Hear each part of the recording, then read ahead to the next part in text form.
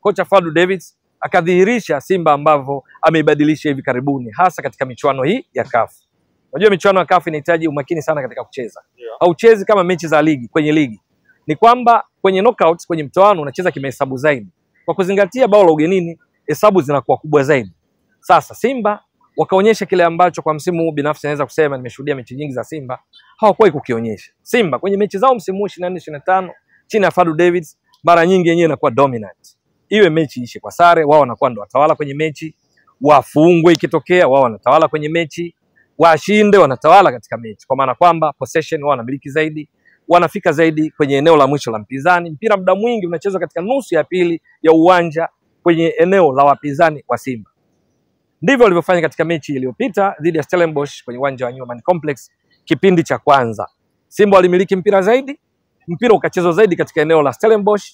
Simba wakapata bao moja kwenye kuelekea mwishoni mwa kipindi cha kwanza kwenye dakika 45 plus, tunakumbuka alifunga Jashaua. Kipindi cha pili Simba wakahususa mpira, wakawaachia Stellenbosch kwa 51%, wao wakamiliki kwa 49%, lakini katika kipindi ambacho Simba alipiga mashuti 9, mawili ya kulenga lango. Kipindi cha kwanza Simba mashuti waliopiga yalikuwa ni mashuti 12, kati ya hayo walilenga lango mashuti 3. Lakini kwenye mechi hii kuanzia kipindi cha kwanza waliachia wenyeji wamiliki zaidi mpira, walimiliki kwa 51%, Simba 49%. Kipindi cha pili wakauacha zaidi, Simba wakamiliki mpira 35%, wenyeji 65%. Lakini wakifanya hayo yote, nini walichokuwa wanafanya Simba? Wanashambulia kwa counter, kwa kustukiza pale palipobidi, lakini wanafanya kuwa na mbinyano wa kutosha, mbinyo kwenye eneo la tunasema compactness.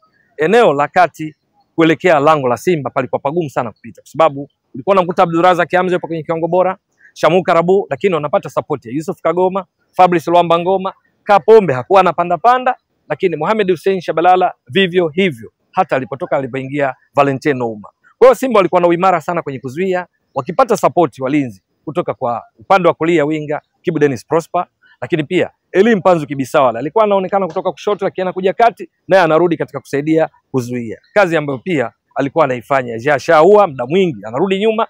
Matokeo yake Stellenbosch wakamiliki sana mpira, lakini kupata zile clear chances za kufunga zilikuwa haba. Mwisho wa mchezo Stellenbosch umiliki wa mpira wa wastani ulikuwa 58%, wakapiga mashuti 13, 4 tu yamelenga lango, ambayo golikipa Musa Pimpin Kamara alikuwa kwenye kiwango bora, alicheza save zote, wakati huo akiwapanga vizuri mabeki wake kuhakikisha ule mbinyo ule unawafanya kina Genino Palace wasipate nafasi ya kufunga, unawafanya akina Tato Kiba wasilete madhara, unawafanya kina Komotojo Leo Kolan wasilete madhara, unawafanya kina Sile Nduli wasilete madhara. Mwisho wa siku wakapata walichokusudia, ambacho ni suluhu, sehemu mojawapo ya matukio waliokuwa wakihitaji sana. Matokeo ya jumla 1-0, wakasonga mbele. Sasa narudi kwenye swali lako. Kwa kucheza hivi haimaanishi kwamba timu inaweza isiwe na mchezaji aliyefanya vizuri zaidi. Iko hivi, nikwambie wewe Chris na watazamaji wako, ni kwamba CAF kwenye utaratibu wake inapoundwa kikosi bora cha wiki ya CAF, kwenye ligi ya mabingwa kunakuwa na timu na kikosi chake, kwenye kombe la shirikisho na kikosi chake. Huwa inaangaliwa namba kwa kila namba, nani walipangwa katika namba husika kwa mechi zote, halafu wanalinganisha performance ya kila mchezaji kwenye namba husika. Yule aliyeperform, alionyesha kiwango kizuri zaidi kwenye namba husika, ndiye ambaye anakuwa bora. Kuna scores zinatolewa. Kwa mfano unazungumza golikipa. Magolikipa walikuwa timu ngapi? Magolikipa timu 4 katika nusu finali ya pili. Yaani unazungumzia kipa wa Simba Musa Kamara, unazungumzia kipa Ares Berkan, unazungumzia Munir Mohamed, unazungumzia kipa wa Ses Constantine, unazungumzia kipa wa Stellenbosch, hapa nazungumzia Oscarin Masuluke. Walivyo perform, walivyoonyesha ubora wao katika kuzitumikia namba zao kwa timu zao, aliyepata alama nyingi ndo anakuwa ameibuka mchezaji bora. Na katika ufanisi huwa inapimwa kulingana na malengo ya timu ni nini katika kucheza. Kwenye nafasi yako ulifanya nini? Sasa kwa mtindo huo Simba, pamoja na kwamba ilikuwa timu ya pili, Simba wameonyesha kiwango cha namna ambavyo timu hufanya katika kutoa mataji ya CAF. Yaani timu kubwa Al Ahly, Esperance de Tunis, nyingi cheza yao, wanapotaka matokeo yao wanakuachia wewe mpira, alafu wanabinya maeneo muhimu, wanakushambulia katika nyakati chache, ukikufunga mechi imeisha.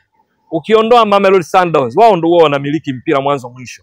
Na hata mechi wanaotoa Al Ahly na kufuzu kwa hatua ya fainali, walimiliki mpira katika mechi zote mbili. Nyumbani Afrika Kusini, ugenini kule Misri. au ni exception, wana utofauti kidogo Mamelodi.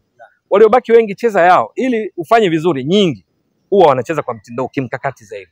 RS Berkane vivyo hivyo. Zamalek msimu uliopita walitoa ubingwa kombe la shirikisho, msimu wametolewa na Stellenbosch, style ni hiyo hiyo. Stellenbosch waliotoa Zamalek, style ni hiyo hiyo. Ndio kawaida. Simba aina hii ya mpira ambayo nadra kuonekana kucheza, wakaionyesha dhidi ya Stellenbosch, wakacheza vizuri sana. Sasa ikawaje sasa kwenye kikosi? Kikosi, kwa taarifa yako na watazamaji wako, Simba imetoa wachezaji watatu wa kikosi bora cha nusu fainali ya pili ya michuano kombe la shirikisho, kwa maana mechi zilizochezwa jana. Yes. Kwa kuanzia golini, kwenye mfumo kwanza kwenye kikosi chenyewe, baada ya golikipa kinapangwa 3-4-3, kwa maana ya walinzi wa kati watatu, alafu kunakuwa na viungo wanne, ambapo maana yake pembeni kunakuwa na wing backs, wale ambao ni wenye kufanya kazi mbili za pamoja, kuzuia na kushambulia kama wing backs, na ndio kwenye mfumo wa 3-4-3, wao ndo mzizi, ndo roho ya mfumo katika kucheza. Halafu kuna washambuliaji watatu kule juu. Sasa hapa golini peke yake Simba katika wale wachezaji watatu anaanzia golini Musa Pimpin Kamara yumo, kwa sababu ndio kipa aliperform, outperform wenzake, amefanya vizuri sana, akapata alama 79. Ndiye kipa chaguo la kwenye kikosi hiki ambacho kwa watazamaji wako ni cha kufikirika, sio kwamba wanakusanya mahala kuna mechi wanacheza, la hasha. Ni kikosi ambacho kinatambua kazi nzuri zilizoonyeshwa na wachezaji katika raundi husika ya michuano ya CAF, ligi ya mabingwa kombe la shirikisho. Kwa sasa tunazungumzia kikosi cha raundi ya mechi ya pili ya nusu fainali kwa nia kufuzu fainali. Kwa hiyo Kamara kakaa langoni pale, tunakumbuka vizuri, amefanya saves 4 za hatari, lakini amesaidia kushusha tempo ya mechi pale ambapo timu yake ilikuwa inaelemewa. Tunakumbuka alikuwa anadaka mpira anaenda chini, kimbinu alikuwa mzuri sana. Alama zake zimekuwa za juu kuliko makipa wengine, kuliko kina Oscarin Masuluke na wengine. Katika mfumo huu mabeki watatu hapa sasa wametawala zaidi wachezaji wa CS Constantine, ambao walishinda 1-0 dhidi ya RS Berkane, ingawa matokeo ya jumla wametolewa kwa 4-1. RS Berkane wamekwenda finali, lakini mechi ya pili ya nusu finali ambao wameshinda 1-0, Constantine wametoa wachezaji 6, Stellenbosch wametoa wachezaji 2. Kwa kikosi kinaundwa na wachezaji 11, wote wanatoka timu 3. RS Berkane hawajatoa mchezaji yeyote. Tunafahamu ni kwa nini. RS Berkane mechi yao dhidi ya Constantine walicheza kimkakati zaidi, walishashinda 4 kwao, wakawa wanazugazuga dakika 90 ziishe. In short, wakafungwa 1-0, haikuwasaidia Constantine, matokeo jumla kawa 4-1. Hata wangefungwa 3-0, RS Berkane wangeenda mbele. Ndio maana hata wachezaji wao performance yao ilikuwa down, kwa sababu walihakikisha tu muda uishe katika mechi. Kwa hiyo wachezaji 6 wa Constantine walianzia hapa kwenye ukuta wa walinzi watatu. Sababu gani? Kulikuwa na Laid Shahin, huyu ni beki wa kati wa CS Constantine, ndiye aliyekuwa katikati katika wale watatu. Kulia kulikuwa na kuna mtu anaitwa Shamseddin Deraj, yeye ndo alikuwa kulia. Alafu kushoto katika hao mabeki watatu alikuwa ni beki tatu wa Stellenbosch, lakini anahusika katika mabeki watatu. Huyu ni Fawaz Basadien, yeye alikuwa kushoto. Huyu Fawaz Basadien performance yake ni 79% kama Kamara. Huyu Deraj performance yake ni 78%. Huyu Laid Shahin performance yake ni 76%. Katika wale wanne unamkuta tena mchezaji wa Simba. Huyu ni Baba Esther, sio mwingine, Shomari Kapombe. Alikuwa upande wa kulia katika hao wanne kama wingback. Performance yake ni alama 75. Halafu kushoto kulikuwa na Huari Baush ni wa CS Constantine. Performance yake ni 83%. Wale viungo wawili katikati, wawili wakati wa kushoto ni Ibrahim Dib, nahodha wa CS Constantine. Performance yake 83%. Hakuwa peke yake, alikuwa na kiungo wa Stellenbosch, alicheza vizuri sana katika mechi yao. Huyu anaitwa Chumani Tembile Busaka, yeye performance yake ni 72%, ndo katika wale wanne. Alafu katika wale watatu wa juu unamkuta tena hapa mwamba kutoka Simba. Wajua ni nani? Katika watatu wale washambuliaji umepatia mmoja wapo, Eli Mpanzu Nkibisawala, yeye ndo katikati katika wale watatu. Kikosi hiki kinamweka katikati. Eli Mpanzu Nkibisawala amesimama hapo, alama yake ni 70, performance yake ni 70%. Lakini kulia kuna mwamba anaitwa Abdennour Belhusni, anatoka CS Constantine, yeye performance yake ni 80%. Halafu kushoto kuna mwamba anaitwa Mounda Temin, yeye performance yake ni 75%. Mounda ni wa CS Constantine, Belhusni pia wa CS Constantine, Eli Mpanzu Nkibisawala mchezaji wa kimataifa kutoka Jamhuri ya Kidemokrasia ya Kongo, nambari 34 mgongoni, mwamba kabisa ndani ya Wekundu wa Msimbazi Simba, anatoka Simba ya Tanzania. Kwa hiyo kikosi cha wachezaji 11 ndio hao. Simba ametoa wachezaji watatu, kipa Kamara, wingback kwenye kikosi hiki Shomari Kapombe kutoka upande wa kulia, alafu mshambuliaji kinara Eli Mpanzu Nkibisawala. Yes. Katika hili ninaona kama kuna jambo kidogo umefungua hapa mtazamaji, lakini pia hata mimi. Kuna mwingine pengine alikuwa anawaza kwamba iweje timu iliyotolewa inatoa wachezaji wengi wakati wametolewa, lakini kumbe vigezo ni kwamba mchezo husika ndio ambao unatoa kikosi bora cha wiki.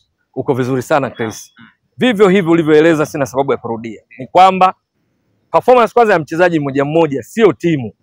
Wewe utekelezaji majukumu yako kwenye nafasi husika. Maana mwingine pia anaweza kujiuliza, hivi inakuwaje, mbona Shabalala kwa mfano alicheza vizuri sana, inakuwaje ameitwa, kwa mfano tu ameitwa Mpanzu, Shabalala ameachwa? Mpanzu alinganishwi na Shabalala. Mpanzu analinganishwa kwa nafasi husika na wachezaji waliocheza nafasi husika. Sio, ushanielewa vizuri?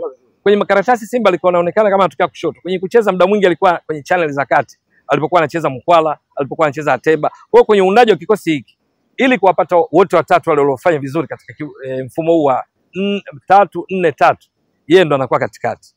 Lakini Shabalala wa kumlinganisha naye kwenye nafasi hii ni wing back katika mfumo wa 3-4-3, ambaye hapo namzungumzia nani? Huari Baushi. Performance yake 83%. Kwa unajikuta hapa captain Mohamed Hussein Shabalala kwenye kikosi hiki amefanya vizuri, lakini huyu Baushi katika muundo huu amefanya vizuri zaidi. Ama beki tatu sasa, katika wale mabeki watatu wakati tunazungumzia Fawaz Basadien wa Stellenbosch, amefanya vizuri zaidi kwenye eneo lake. Kwa hiyo wanalinganisha namba kwa wachezaji waliocheza namba husika kwa kila mechi. Nadhani nimeleka vizuri.